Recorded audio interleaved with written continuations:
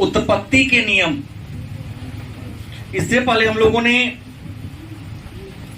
उत्पादन के बारे में चर्चा किया था और हमने उत्पादन में पढ़ा था, एक टॉपिक हमने पढ़ा था उत्पादन। इससे पहले उत्पादन का मतलब होता है किसी वस्तु का निर्माण करना। उत्पादन का मतलब क्या होता है? वस्तु का निर्माण करना। वस्तु के निर्माण करना को क्या कहते हैं? उत्पादन कहते हैं। लेकिन वस्तु के निर्माण करने वाले किसी वस्तु को उत्पादन करने में अनेक सारे साधनों की सहायता लेनी पड़ती है। जैसे एक मार्कर अगर हम बनाने चलें तो एक मार्कर को बनाने में भी हमें अनेक सारे साधन की सहायता लेनी पड़ेगी। तो किसी वस्तु को निर्माण करने में, किसी वस्तु को बनाने में जिन साधनों की सहायता लेनी पड़ती है या जिन साधनों की हमें जरूरत पड़ती है उसे हम उत्पादन के साधन कहेंगे। मतलब किसी वस्तु को निर्माण करने के लिए जिन साधनों की जरूरत होती है उसे हम उत्पादन के साधन के नाम से। और पिछले क्लास में हम सब ने पढ़ा था कि उत्पादन के कितने साधन हैं। तो उत्पादन के 5 साधन हैं। पहला है भूमि, दूसरा है श्रम, तीसरा है पूंजी, साहस और क्या है? संगठन। मतलब उत्पादन के कितने साधन हैं? इन 5 साधन की सहायता से ही किसी वस्तु का उत्पादन संभव हो पाता है। अगर ये 5 साधन नहीं हो तो किसी वस्तु का उत्पादन संभव नहीं है। गलत या सही? सही। लेकिन आप जान ले कि किसी वस्तु को निर्माण करने के लिए आप जिन साधनों का यूज करोगे, प्रयोग करोगे, तो उन साधन को आप पुरस्कार दोगे कि ना दोगे? उनकी पारिश्रमिक दोगे कि नहीं दोगे? दोगे। नहीं दोगे तो काहे तुम्हारे लिए कोई काम करेगा? साइकिल पर चढ़ के आते हो, भले ही तुम ही खरीदे हो, लेकिन 2 दिन 4 दिन पर कुछ कुछ उसमें लगाना पड़ता है। हवा ही भरना पड़ेगा, बेल पिन लगाना पड़ेगा, उसको तेल लगाना पड़ता है, बॉल बेरिंग में कहीं साफ सुथरा करना पड़ता है, तो साथ देगा, उसमें कुछ लगाना पड़ता है ना। वही है कि उत्पादन के 5 साधन हैं। इन 5 साधन का जब हम यूज करते हैं, उसको यूज के बदले में कुछ ना कुछ देना पड़ेगा। जैसे हम भूमि को क्या देंगे? लगा। भूमि को क्या देंगे? श्रम को क्या देते हैं? पूंजी का क्या देते हैं? साहस का हो या साहसी का हो, साहसी को क्या मिलता है? लाभ। और संगठन को क्या मिलता है? पुरस्कार। गलत कि सही? इन 5 को कुछ ना कुछ देना पड़ता है। संगठन को, सॉरी, साहसी को पुरस्कार उल्टा लिखा गया। साहसी को क्या मिलेगा? पुरस्कार। और संगठन को क्या मिलेगा? लाभ मिलेगा। कुछ ना कुछ सबको देना पड़ता है। अगर जान ले कि हमें कुछ नहीं मिलने वाला है तो कल से आप काम करना क्या कर दोगे? बंद कर दोगे, छोड़ दोगे। लालच है इसलिए सब काम करता है। तो उत्पादन के साधन 5 हैं और जिन साधनों की सहायता से हम किसी वस्तु का निर्माण करते हैं उन साधनों को उत्पादन के साधन के नाम से जानते हैं। अब प्रश्न है, तो उत्पत्ति के नियम क्या है? तो उत्पत्ति मतलब क्या होता है? बनाने का नियम क्या है? तो आपको बता दें उत्पत्ति का नियम क्या है। तो उत्पत्ति का नियम क्या है? उत्पत्ति का नियम उत्पादन के साधन और उत्पादन के बीच क्या कहा हमने? उत्पादन के साधन तथा उत्पत्ति के बीच क्रियात्मक संबंध को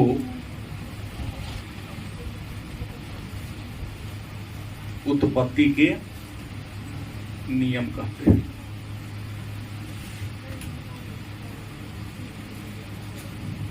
उत्पत्ति के नियम से आप क्या समझते हैं? तो कहता है कि उत्पादन के साधन, और उत्पादन के कितने साधन हैं? भूमि, श्रम, पूंजी, शास और तो उत्पादन के साधन तथा उत्पत्ति के बीच, माने उत्पादन किन साधनों का प्रयोग करते हैं तो कितना उत्पत्ति होता है, किस अनुपात में इन साधनों का हम यूज कर रहे हैं और किस अनुपात में हमारा उत्पादन क्या हो रहा है, इनका उत्पादन के साधन। अगर सबका एक एक इकाई उत्पादन उपयोग करे तब उत्पत्ति के बीच क्रियात्मक संबंध, माने एक एक इकाई यूज करे तो उत्पादन कितना होगा, दो दो इकाई यूज करे तो उत्पादन कितना होगा, तीन तीन इकाई यूज करे तो उत्पादन कितना होगा। इसी क्रियात्मक संबंध को उत्पत्ति के नियम के नाम से, पर आपको पता है ना,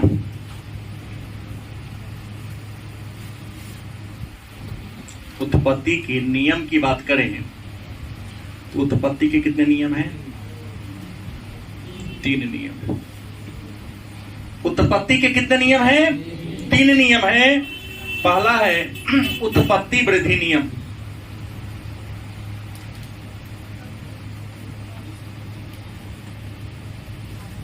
पहला क्या है?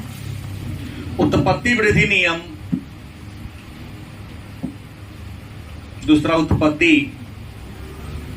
क्षमता नियम। तीसरा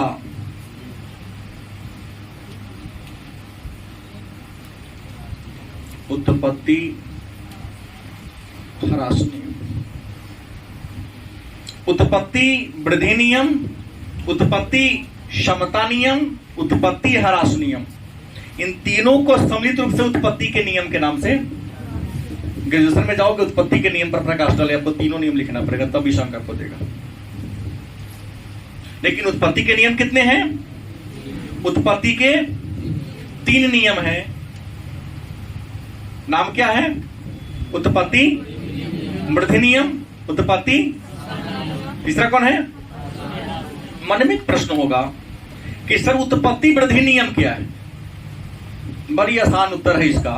उत्पत्ति वृद्धि नियम कि जिस अनुपात में उत्पादन के साधनों को लगाया जाता है उससे ज्यादा अनुपात में उत्पादन में क्या हो? वृद्धि हो। मतलब साधन में वृद्धि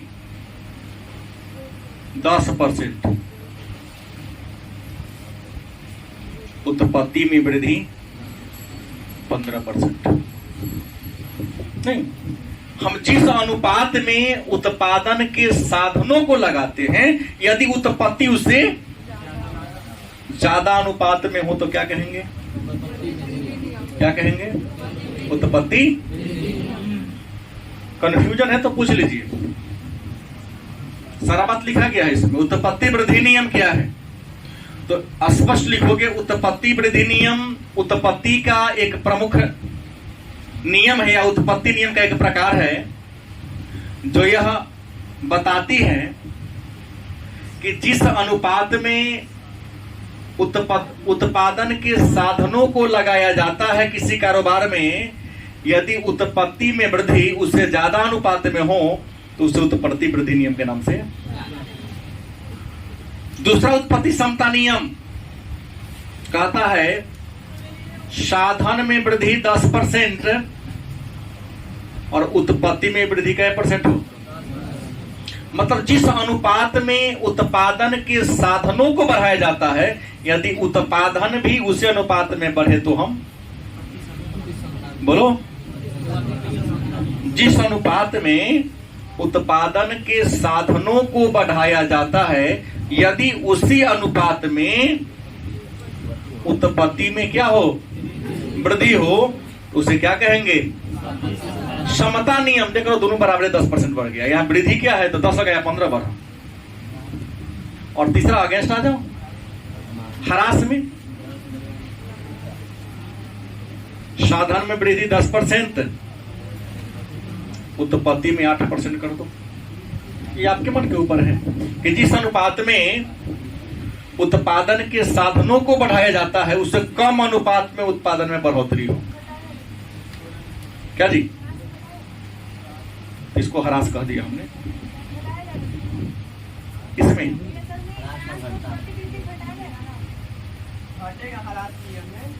हाँ घटेगा।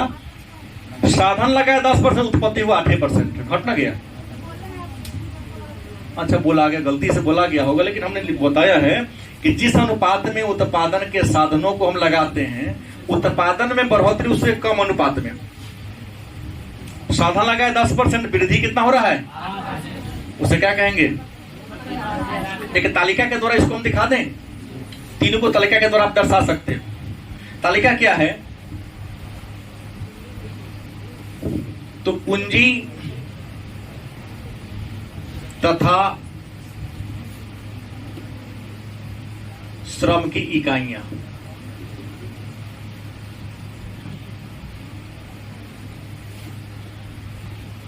क्या जी? पूंजी और श्रम की इकाइयां। दूसरा उत्पादन।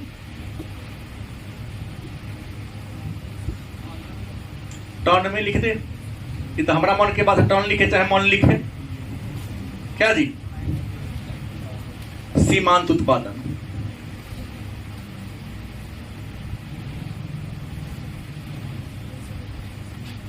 यह टने में ना आएगा। अगर यहां टन तो यहां भी टन में देना होगा। अब प्रश्न ये समझना पड़ेगा कि सीमांत उत्पादन क्या है। पहले भी कई बार चर्चा हो चुकी है। सीमा के अंत में एक इकाई को घटाने, एक इकाई को बढ़ाने से उत्पादन में जो कमी या वृद्धि दर्ज की जाती है। क्या जी? तो पूंजी, मान लो कि कोई उद्यमी किसी कारोबार को शुरू किया तो प्रारंभ में कोई आदमी पूंजी का कम लगाता है जब मार्केट के माहौल जानने के लिए कि 1 पर 2 करोड़ थोड़ी लगा देता है। पूंजी धीरे धीरे कोनो बिग बाजार थोड़ी ना खोल रहे हैं। छोटा बड़ा कारोबार शुरू करते हैं तो प्रारंभ में आपका पूंजी थोड़ा कम रहता है और धीरे धीरे पूंजी सोचते हैं कि बढ़ाए मार्केट के दिशा और दशा को देखकर। तो प्रारंभ में एक उद्यमी, एक साहसी पूंजी और श्रम की कितनी इकाई का प्रयोग करता है? 1। तो कुल उत्पादन कितना होता है? मान लो 10 टन होता है। कितना होता है? तो सीमांत उत्पादन में शुरू में क्या होगा? 10 ही होगा, क्योंकि पढ़ाया हूं दूसरा नंबर या तीसरा नंबर चैप्टर में मुझे याद है कि कुल उत्पादन, सीमांत उत्पादन और औसत उत्पादन में रिलेशन संबंध है। वहां एक बात तो जरूर होगी कि प्रारंभ में कुल उत्पादन, औसत उत्पादन और सीमांत उत्पादन तीनों आपस में, पहले के लाइन तो मैं यही बताया होऊंगा। मान लिया पूंजी और श्रम की मात्रा को क्या कर दिया? बढ़ा दिया। क्योंकि एक बात जान लीजिएगा कि हमने पिछले क्लास में कहा था कि उत्पादन के जो साधन है इसके 2 प्रकार है, सक्रिय और निष्क्रिय। लेकिन उत्पादन के साधन को 2 वर्गों में बांटा गया है। उत्पादन के जो साधन है एक ले सकते हैं, उत्पादन के साधन के 2 वर्ग होते हैं, याद रखिएगा, स्थिर और एक होता है परिवर्तनशील। उत्पादन के जो साधन हैं, उत्पत्ति के नियम में उत्पादन के साधन को 2 वर्ग में बांटा जाएगा। पहला कौन होगा? उत्पादन के स्थिर साधन। स्थिर साधन उस साधन को कहते हैं जिसको घटाया या बढ़ाया ना जा सके, जितना है उतना ही होगा। क्या जी? आपको 1 किलो गेहूं पिसाने आया है तो वहां मिल चालू करेंगे तो जो आपको इंजन है ये तो नहीं कहेगा कि गेहूं पीसना है तो तेल कम पी लो, ये मशीन के कम पावर का प्रयोग करो। वो तो पूरा मशीन चलेगा ना, उसका पूरा पार्ट को घिसाएगा ना उसमें। क्या जी? मोटरसाइकिल एक आदमी के चढ़ने के लिए है, इमरजेंसी में तो आप लोग चारों गोरे चढ़ लेते हैं कई बार। ये थोड़ी नहीं कि एक आदमी चढ़ेगा तो कम, मतलब थोड़ा सा कम पार्ट पुर्जा का प्रयोग होगा, 10 उतरेगा तो 20 ज्यादा पड़ेगा, नहीं, बराबर चलेगा। हाँ, लोड पड़ेगा ज्यादा, घिसेगा ज्यादा, पेट्रोल का खपत थोड़ा ज्यादा होगा, इंजन को जोर लगाना पड़ेगा ना। तो ज्यादा जोर लगाएगा तो इंजन तो खाएगा। दिन भर एसी में बैठेगा तो हम तो रोटी तो खाते हैं, तो काम क्या करता है जी? जो कुदाली चलाएगा तो 6 को खाएगा करेगा वो। जो कुदाल चलाएगा तो ज्यादा खाएगा ना, क्यों? क्योंकि ज्यादा श्रम कर रहा है। अब तो दिन में बैठा रहेगा तो गैस तो बनेगा, तुमको कहां से भूख लगेगी? उत्पादन के साधन के 2 भाग में बांटे हमने, स्थिर और दूसरा। जिन साधनों को घटाया या बढ़ाया उसे क्या कहेंगे? जैसे भूमि, भवन, मशीनरी घटा बढ़ा सकते हैं। 100 इकाई बनाना हो चाहे 1 लाख इकाई बनाना हो, पूरा का प्रयोग करना होगा। और उत्पादन के जिन साधनों को घटाया या बढ़ाया उसे क्या कहेंगे? जैसे पूंजी, कच्चा माल, श्रम, इसको जरूरत के अनुसार हम घटा बढ़ा, कि गलत बोल रहा हूं? तो जिन साधनों को घटाया बढ़ाया जा सके उसे हम उत्पादन के परिवर्तनशील साधन कहते हैं, और जिसकी मात्रा को घटाया या बढ़ाया नहीं जा सके उसे हम क्या कहते हैं? उत्पादन के स्थिर साधन के नाम से। तो मान लिया कि परिवर्तनशील साधन है, पूंजी भी और श्रम भी, एक की जगह क्या कर दिए? दूसरा क्या किए? तो उत्पादन हो गया 25 टन मान लो। तो यहां सीमांत कितना होगा? तो 25 माइनस 10 कितना हो जाएगा? मैंने इसमें से इसको घटा दो। पुनः देखा कि नफा तो ज्यादा ही हो रहा है, जैसे जैसे 1 लगाए तो 2 गुना से 2.5 गुना हमको फायदा हो गया, लालच बढ़ा इसका। तीसरा इकाई का प्रयोग कर देता है, और तीसरा इकाई का प्रयोग कर दिया तब मान लो इसका हो जाता है 45। क्या जी? मान लो तो 45 माइनस 25 कितना होगा?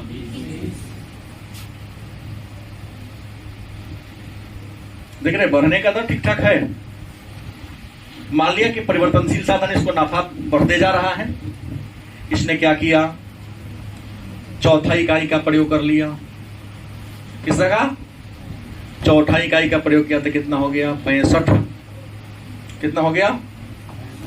और यहां भी घटाओ तो क्या आएगा? 20 ही आएगा। क्या जी? घटा के देखिए ना, 65 माइनस 45। पांचवा इकाई का परिवर्तनशील साधन में और बढ़ोतरी किया, 5वां इकाई का प्रयोग कर लिया, और 5वां में कितना ले जाता है? 80 ले जाता है। और 80 ले गया तो घटा दोगे तो कितना आएगा? 15 हो जाएगा। नहीं माना, कुछ तो बढ़ रहा है ना भाई, कुछ तो बढ़ोतरी हो रहा है ना। छठा इकाई का प्रयोग कर लेता है, छठा में 90 किया, यहां पर क्या हो गया? अच्छा, इस चित्र से यह तीनों नियम सिद्ध हो जा रहा है। मेरा तीनों परिभाषाएं मेरी तालिका में क्लियर हो रही। क्या गलत बोल रहा हूं? सही बोल रहा हूं ना? देखो कैसे हो रहा है। तो प्रारंभ में कितना था?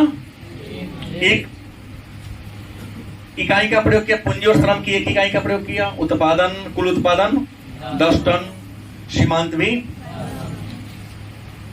आगे हमने दूसरी इकाई श्रम का 1 इकाई बढ़ा दिया और पूंजी का 1 इकाई बढ़ा दिया, 2 कर दिया। उत्पादन 10 से बढ़कर सीधा क्या हो गया? 25, दूना से भी ज्यादा हो गया। सीमांत हो गया बढ़कर 15। तीसरा में लगाया तो 45 हो गया, सीमांत हो गया उत्पादन 20। चौथा में 65, सीमांत 20। पांचवा में 80, सीमांत 15। छठा में 90, सीमांत में।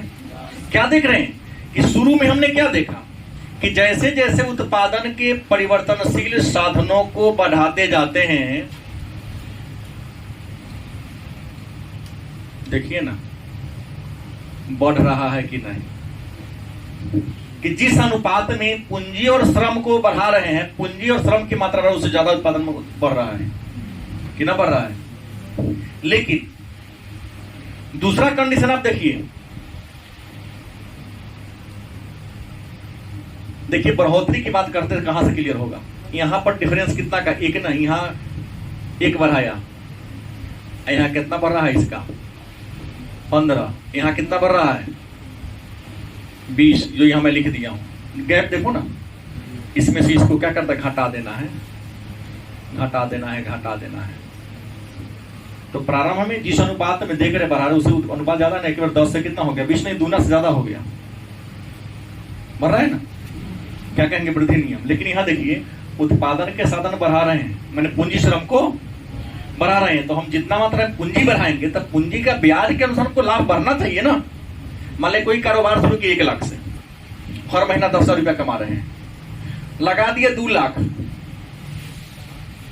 तो मान लो हमको 25,000 रुपया आ रहा है महीना, लगा दिए 3 लाख, तो हमको आ गया 40,000 के महीना, लगा दिए हमने 5 लाख, तो हमको उस अनुपात में बढ़ोतरी लाभ होना बढ़ना चाहिए। तो पूंजी जो लगा रहे उस अनुपात में लाभ शुरू में बढ़ रहा है, एक समय आता है कि लाभ आपका स्थिर हो जाता है, कांस्टेंट हो जाता है। बड़े बड़े दुकानदार का कांस्टेंट हो जाता है, इतना दिन रुपया का उसका बिक्री हर दिन होबे करेगा। लेकिन कभी कभी होता है कि जितना पूंजी ठूस देते हैं दुकान में या खेती बाड़ी करने में ही, उर्वरक में जितना पैसा लगा देते हैं, अगर उतना बड़ा मात्रा में उत्पादन ना होगा तो हानि ना होगा। देख रहे हैं, पूंजी को हम बढ़ा रहे हैं, लेकिन यहाँ सीमांत क्या है, लगातार बराबर जा रहा है। इसे क्या कहेंगे, इसको हम कहेंगे वृद्धि नियम। क्या कहेंगे, बराबर है तो क्या कह देंगे। लेकिन जिस अनुपात में बढ़ा रहे हैं तो पूंजी और श्रम बढ़ता जा रहा है, लेकिन सीमांत उत्पादन क्या हो रहा है, घटता जा रहा है। देख रहे हैं, 20 से 15, 15 से क्या हो रहा है, 10 हो रहा है। तो इसे क्या कहेंगे हम,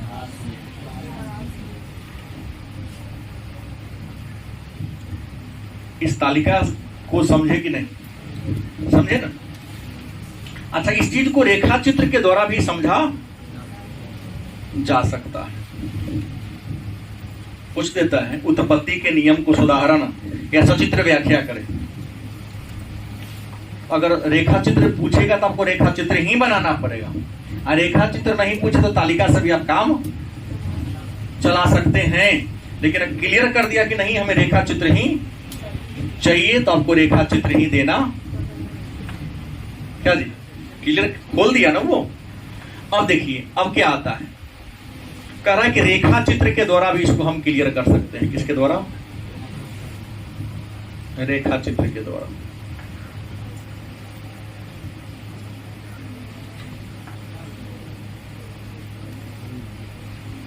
यहां तो हमेशा वाई एक्सिस होता है, यहां हमेशा यहां ओ होता है। रेखा चित्र में ओ ए वाई, ये जो अक्ष हुआ ओ वाई अक्ष पर क्या दर्शाएंगे, सीमांत उत्पादन। ओ वाई अक्ष पर क्या दर्शाएंगे, सीमांत उत्पादन को दर्शाएंगे। और ये घटने बढ़ने की बात है तो ओ एक्स अक्ष पर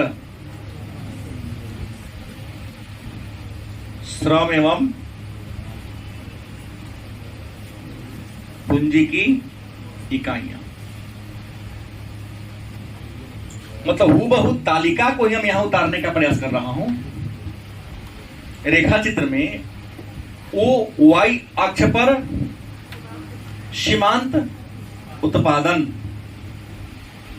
किसी वस्तु का, और ओ एक्स अक्ष पर श्रम एवं पूंजी की इकाइयां, कि हम उत्पादन, एक निश्चित उत्पादन करने के लिए कितने श्रम और पूंजी की इकाई का प्रयोग कर रहे हैं। जैसे प्रारंभ में श्रम और पूंजी के कितने इकाई का प्रयोग किया, कितना किया, तो 1 किया, तो उत्पादन कितना हो रहा है, 10। गलत कि सही? अच्छा, दूसरा किया, श्रम और पूंजी की दूसरी इकाई का प्रयोग के उत्पादन कितना हो रहा है, कितना, 15 नहीं, दूसरा पर कितना है जी, हाँ 25 हो रहा है। लेकिन हमको सीमांत कितना हो रहा है, 15 हो रहा है ना। यहाँ देखिए ना, यहाँ 15 है ना, क्योंकि सीमांत उत्पादन है ये। हम पुनः तीसरा का इकाई का प्रयोग कर ले रहे हैं, श्रम और पूंजी की तीसरी इकाई का हम प्रयोग कर रहे हैं। तो श्रम और पूंजी की जैसे ही तीसरी इकाई का प्रयोग कर लिए तो उत्पादन कितना हो रहा है, सीमांत उत्पादन कितना हो रहा है,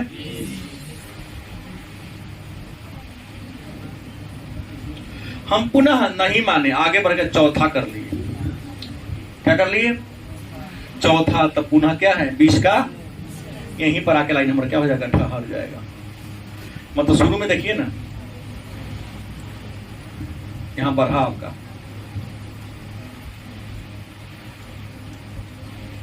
लगातार 20 चल गया सीधा, यहाँ बढ़ा कि ना बढ़ा? और लगातार 20 है तो सीधा चल जाएगा इसे, क्योंकि 20 के ऊपर हम 20 हम ले गए, 20 हमेशा 20 के सामने लिखा है तो सीधा इधर पड़ेगा ना। अब पुनः हमने पांचवा प्रयोग कर लिया, चौथा हमको यहां लाना पड़ेगा। हमने क्या कर लिया? पांचवा का प्रयोग कर लिया। तो चौथा हमके पांचवा का हमने प्रयोग कर लिया, तो सीमांत कितना हो जा रहा है? कितना हो जा रहा है? -15 में चल जा रहा है। कितना जाना चाहिए? माइनस, इसको ऊपर हम कर दे, लेकिन आएगा तो नीचे ना। कहां जाएगा? नीचे। तो यहां इसको हम यहां दे रहा हूं -15 में ला रहे हैं। नीचे क्यों रहेगा? -15 में। ऊपर न जाके कहां गया? नीचे आ गया। हमने पुनः छठी इकाई का प्रयोग कर लिया, तो माइनस कितना हो जा रहा है? मैंने पुनः 10 का 10 है, माइनस क्यों लिखे? 15 पुनः 10 आ जा रहा है। तो फिर यहां से हम सीधा करेंगे तो इसके सामने यहां घटा देंगे और 10 यहां तक लेकर चलेंगे, आ जाएगा। पुनः 15 है तो 15 के सामने आ जाएगा, घटेगा यहां से, पांचवा इकाई यहां से मिल जाएगा, 10 वाला इकाई यहां से मिल जाएगा। तो देख रहे हैं नीचे से ऊपर की ओर जा रहा है, तो उत्पत्ति क्या हो गया? वृद्धि नियम। यहां से लेकर यहां तक एकदम समतल लिखा है तो समता नियम, और नीचे की ओर क्या हो रही है? गिरावट हो रही है, तो क्या कहेंगे? उत्पत्ति ह्रास नियम। इसको रेखा चित्र के द्वारा भी आसानी से आप यहां से नाम दे सकते हो, A, B, C और लिख सकते हो AB उत्पत्ति वृद्धि नियम, गलती किसे? BC उत्पत्ति समता नियम, और BC सॉरी CD क्या है? उत्पत्ति ह्रास नियम। तो उत्पत्ति के कितने नियम हैं? उत्पत्ति के 3 नियम हैं, जिसका नाम क्या है? उत्पत्ति समता नियम, उत्पत्ति वृद्धि नियम, उत्पत्ति ह्रास नियम। इन बातों को समझ गया तो मैं आगे बढ़ूंगा, नहीं तो आपको नहीं दिखाई तो हमारी समस्या है। अभी नीचे 50 बच्चे बैठ सकते हैं, आप किसी को कहें कि हमको बिठाइए, नहीं बिठाया, आ जाओ नीचे। आए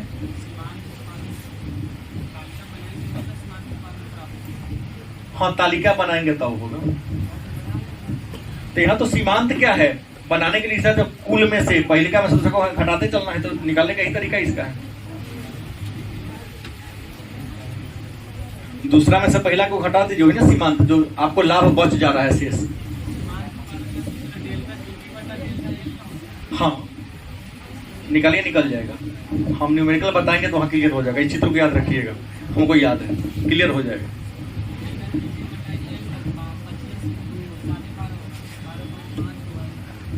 बारह पॉइंट तो आंकिक प्रश्न में आ जाएगा। हाँ तुम्हारा क्या था जो नहीं समझिए? रेखा चित्र में हमने कहा कि OY अक्ष पर सीमांत उत्पादन को दिखाया और OX अक्ष पर श्रम एवं पूंजी की इकाई को हमने दर्शाया। क्या हमने देखा है कि प्रारंभ में श्रम और पूंजी की एक इकाई का प्रयोग किए, तो उत्पादन कितना हुआ है? हमने श्रम और पूंजी के दूसरी इकाई का प्रयोग किया, उत्पादन कितना हुआ? सीमांत उत्पादन कितना हुआ? 15। तीसरी इकाई का प्रयोग कर दिया तो सीमांत उत्पादन कितना हो गया? 20। लेकिन चौथी इकाई का प्रयोग किया तो सीमांत उत्पादन 20 से बढ़ा नहीं बल्कि 20 ही रह गया। नियम होता है किसी भी कारोबार में, खेती बाड़ी ही करते हैं तो खेत में को उत्पादन करने की चाहे उपजने की क्षमता होती है।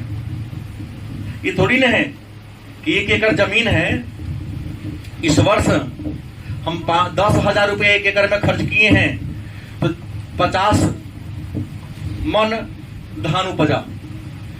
अगले साल हम 15,000 लगाएंगे तो मान लो 60 मन धान आया, और अगले साल अगर हम मान लो 25,000 लगाएंगे तो 17 मन थोड़ी ना आएगा। खराब हो सकता है, क्योंकि भूमि का पावर होता है भाई, उस जमीन में पैदावार करने की, उपज करने की शक्ति होती है। वो क्षमता से ज्यादा क्या करेगा, उत्पादन दे पाएगा। ज्यादा उर्वरक दोगे तो धान कड़िया हो जाएगा, सूख जाएगा, उखड़ जाएगा, क्योंकि उर्वरक में गर्मी होता है ना, बर्दाश्त नहीं करेगा वो, तो पीछे रह गया। लगातार हमने सीधा रेखा खींच दिया, समता, नीचे से ऊपर की ओर जा रहा था, वृद्धि हो गया, एकदम लेवल बराबर हो गया, समता। पुनः पांचवा इकाई का प्रयोग कर लिया, कितना आ गया 20 के बदला यहाँ देख लो, यहाँ 15 ही आ रहा है। छठा इकाई पर प्रयोग कर लिया तो कितना आया 10, तो 15 के सामने 15, 10 के सामने 10, तो ऊपर से नीचा क्या होगा, गिरेगा, तो क्या कहेंगे, ह्रास कहेंगे ना। प्रारंभ में श्रम और पूंजी की इकाई को बढ़ाते हैं तो शुरू में उत्पादन बढ़ता है। एक समय आता है जब उत्पादन स्थिरता को प्राप्त कर लेता है, तो समता नियम, एक समय आता है कि और ज्यादा पूंजी लगाओगे तो बढ़ने के बजाय आपका लाभ क्या होगा, क्यों घटेगा, क्योंकि जितना आप पूंजी लगाए हैं उतना मात्रा में आपको पूंजी का ब्याज चाहिए। नहीं चाहिए तो आपको क्या हो रहा है, भले आपका बिक्री बढ़ेगा लेकिन पूंजी की तुलना में आपको हानि हो रहा है।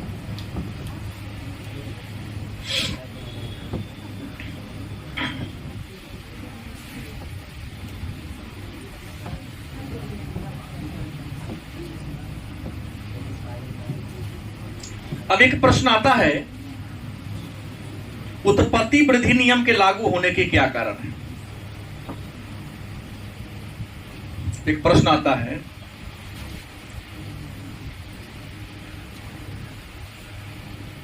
उत्पत्ति वृद्धि नियम के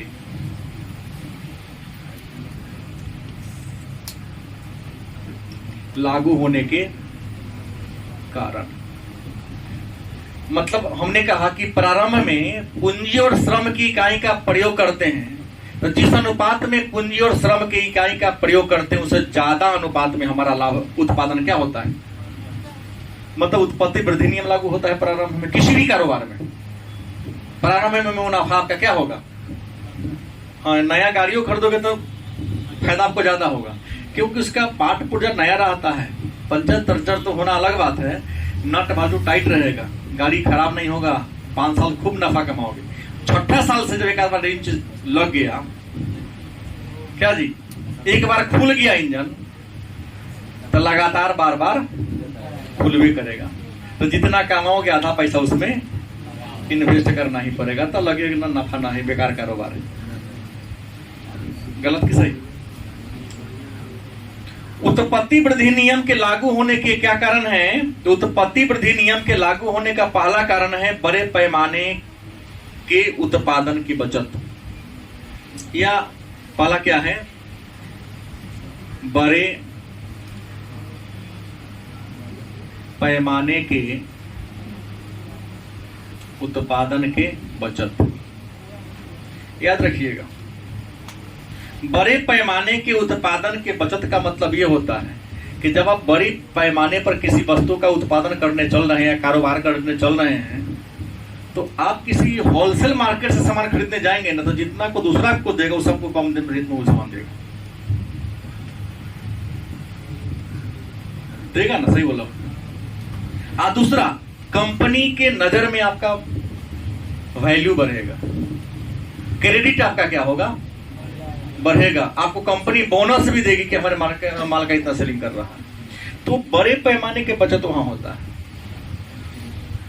क्योंकि सब कुछ नया है आपका वहां पर। कंपनी भी चाहता है कि नए नए आदमी ऐसे कारोबार करेंगे तो थोड़ा और ग्रो करेगा, आगे बढ़ेगा जी। दूसरा, संगठन और व्यवस्था में सुधार।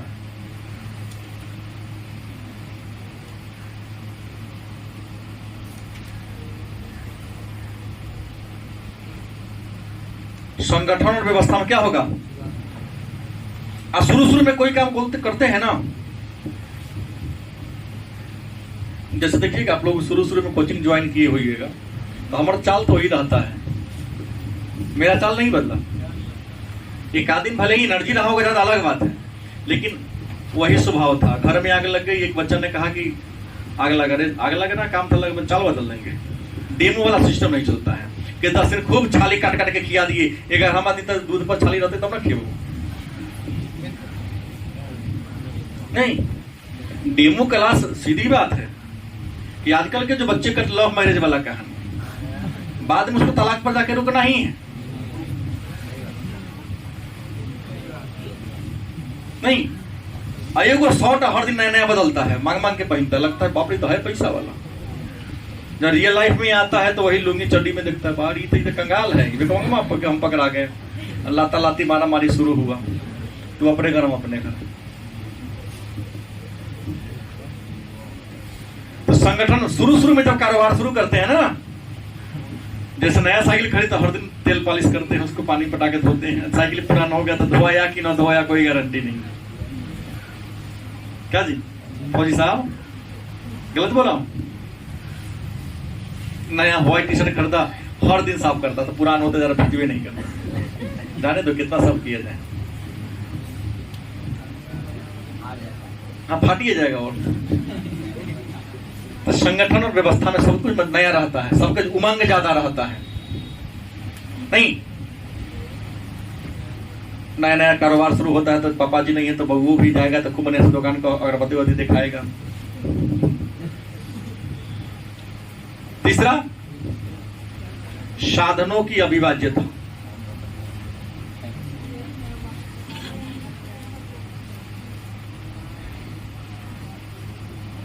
कुछ ऐसे साधन हैं जिनका बंटवारा नहीं हो सकता है, तो चाहेगा नया आदमी के साधन का पूरा से पूरा प्रयोग करे। उत्पादन के कुछ वैसे साधन जिसका बंटवारा संभव नहीं है, तो जिन साधनों का बंटवारा संभव नहीं है उसको हम अविभाज्य साधन कहेंगे। और अविभाज्य साधन में क्या आएगा? मशीन। देखेगा 100 को बनाए तब या 500 बनाए तब पूरे मशीन के पावर का प्रयोग करना होगा, तो ज्यादा से ज्यादा मार्केटिंग करेगा और सोचेगा ज्यादा से ज्यादा उत्पादन करके रख दे, स्टॉक में रहेगा तो बिकाता रहेगा, इसलिए लाभ होता है। चौथा, नई तकनीक तथा अन्वेषण से लाभ। जब नया नया कारोबार शुरू करते हैं सारा मशीन आपका नहीं रहेगा। नहीं, मोबाइल के कैमरा शुरू में बढ़िया रहता है, एक आध साल जब होगा तो दिखाएगा, शुरू होगा तो अपन दिखाएगा, लेंस जैसे जैसे पुराना होता जाएगा, घिसता जाएगा, अंगूठा पड़ेगा, पैकेट का घर्षण पाएगा ना, लेंस पुराना होता जाएगा, पिक्चर धुंधला होता जाएगा। क्या जी? जैसे नया नोट पतला होता है, जितना बार हाथ चेंज हुआ सबके हाथ का गंदगी नोट पर बैठता गया, नोट मोटा होते गया। सही नहीं बोला? तो नई तकनीक और नया नया अन्वेषण है, लाभ आपको मिलेगा, क्योंकि मशीन नया होगा तो कम समय में उत्पादन क्या करेगा? ज्यादा करेगा। मशीन पुराना होगा, देखते हैं गाड़ी पुराना होता है उसका टान घट जाता है, बंद होना बाद की बात है, मतलब हाँ खींचने की, लोड लेने की पावर उसकी क्या होती है? घटता है कि नहीं घटता है? सो वाली बात है, तो इससे इसको लाभ होता है। और पांचवा, श्रम का विशिष्टीकरण। श्रम माने लेबर। नया नया कारोबार होगा ना, सब चीज एक्सपर्ट को रखने का प्रयास करेगा। गलत कि सही? इससे क्या होगा कि अगर स्पेशल लोग काम करेगा तो उत्पादन बढ़िया होगा। देखते हैं कोई होटल भी खोलता है तो बढ़िया मिस्त्री को लाएगा प्रचार करने, फलाना होटल के मिस्त्री, पुराने मिस्त्री को मैं लाया हूं, उसके नाम पर भी तो उसका बिक्री बढ़ेगा ना। तो ये हो गया उत्पत्ति वृद्धि नियम के लागू होने के कारण। अब दूसरा प्रश्न आता है, उत्पत्ति ह्रास नियम क्यों लागू होता है? समता का तो बात छोड़ दो, एक और प्रश्न आता है, उत्पत्ति ह्रास नियम के लागू होने के कारण, मतलब उत्पत्ति ह्रास नियम क्यों लागू होता है? तो उत्पत्ति ह्रास नियम के लागू होने के कई कारण हैं। पहला, साधनों की निश्चित पूर्ति।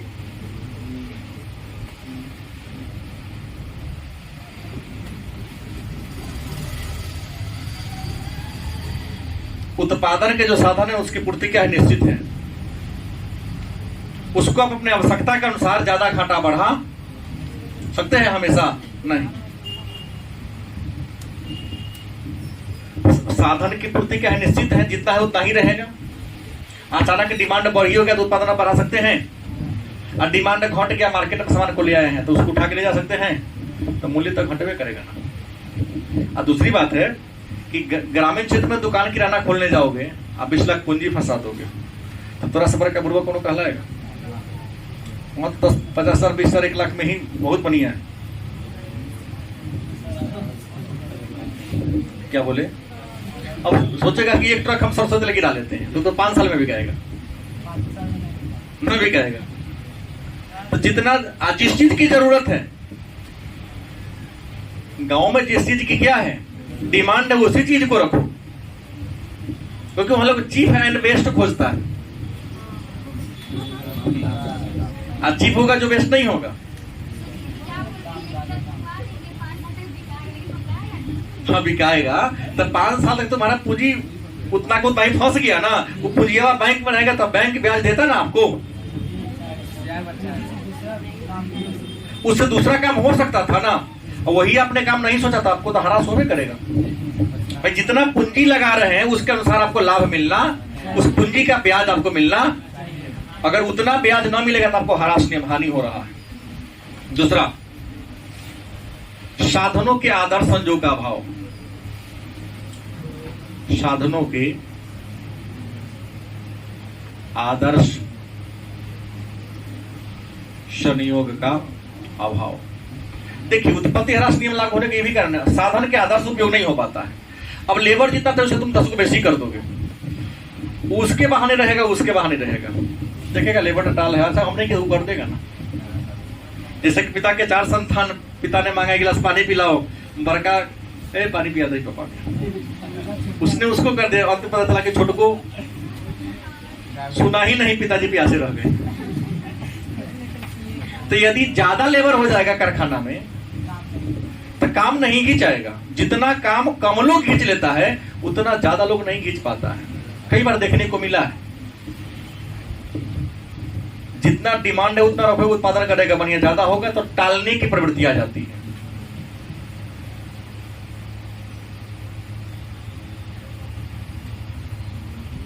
उसके बाद साधनों का अपूर्ण स्थानापन्न होना। सब कहता है फलाना नुस्खे जैसा है, लेकिन यार मैं आपको बता, दुनिया में कोई हमारा हाथ का दोनों उंगली स्थानापन्न तो है ही नहीं। तो इंसान कैसे मतलब जितना अच्छा मैं किसी काम को कर लूंगा, हमसे अब ज्यादा अच्छा कर सकते हैं, मेरे जैसा नहीं कर सकते, इसकी गारंटी है। कोई किसी काम को मैं जैसे कर रहा हूं, हूबहू आप उस काम को मेरे जैसा, इतना गारंटी है कि आप हमसे बेटर कर सकते हैं, हमसे कम कर सकते हैं, लेकिन मेरे जैसा हूबहू साधनों का अपूर्ण स्थापन, पूर्ण स्थापन नहीं होता है, अपूर्ण स्थापन होता है। इसलिए उत्पत्ति ह्रास नियम क्या होता है। और चौथा,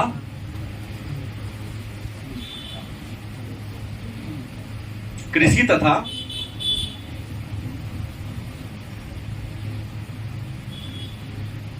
प्राथमिक क्षेत्र में